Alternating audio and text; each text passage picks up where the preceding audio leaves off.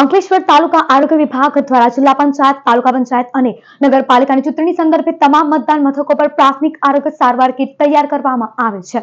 ડિસ્પેન્સિંગના દિવસે મેડિકલ કીટનું વિતરણ કરવામાં આવશે. સાથે અસહ્ય ગરમીના કારણે ઓઆરએસના પાઉચનું પણ વિતરણ કરવામાં આવનાર છે.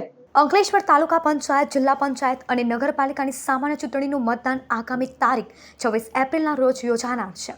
ત્યારે આરોગ્ય વિભાગ દ્વારા બહાર પાડેલ એડવાઇઝરી મુજબ અંકલેશ્વર તાલુકા આરોગ્ય વિભાગ દ્વારા મેડિકલ કીટ અંગેની તૈયારીઓ શરૂ કરી છે.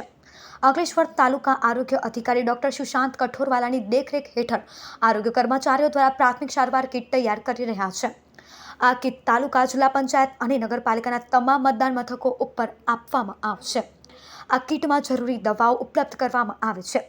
તારીખ 25મી એપ્રિલના રોજ ચૂંટણી સામગ્રીના વિતરણની સાથે આ મેડિકલ કીટનું વિતરણ કરવામાં આવશે. સાથે ઉનાળાની આકડી ગરમીના કારણે ઓઆરએસના પાઉચનું પણ વિતરણ કરવામાં આવશે. સાથે તાલુકા આરોગ્ય વિભાગ દ્વારા તાલુકા, જિલ્લા પંચાયત અને નગરપાલિકાના ડિસ્પેન્સિંગ અને રિસીવ સેન્ટર પર મેડિકલ ટીમ તૈનાત કરી પ્રાથમિક સારવારની સુવિધા ઉપલબ્ધ કરવામાં આવી છે. નમસ્કાર, હું ડૉક્ટર સુશાંત કઠોરવાલા, તાલુકા હેલ્થ ઓફિસર અંકલેશ્વર.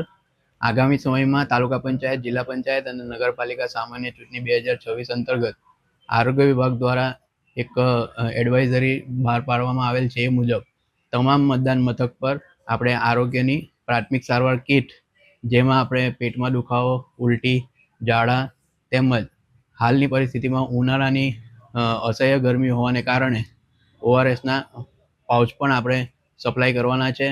આ કીટ તમામ મતદાન મથક પર આપવામાં આવશે.